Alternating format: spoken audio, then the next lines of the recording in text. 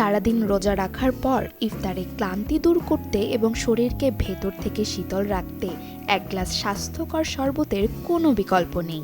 তবে বাজারের কৃত্রিম পানীয়র চেয়ে ঘরোয়া শরবতগুলোই শরীরের জন্য বেশি উপযোগী। যেমন ইসবগুল ও তোকমা দানার শরবত।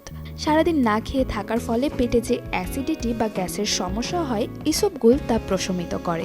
তোকমা দানা শরীরকে ভেতর থেকে ঠান্ডা রাখে এবং হজম প্রক্রিয়াকে সচল করতে সাহায্য করে। তালিকায় রাখতে পারেন ডাবের পানি, যা প্রাকৃতিক ইলেকট্রোলাইট। রোজা রাখলে শরীর থেকে ঘামের মাধ্যমে প্রচুর সোডিয়াম ও পটাশিয়াম বেরিয়ে যায়। ডাবের পানি এই খনিজগুলোর অভাব পূরণ করে দ্রুত ক্লান্তি দূর করে এবং শরীরে পানি শূন্যতা হতে দেয় না।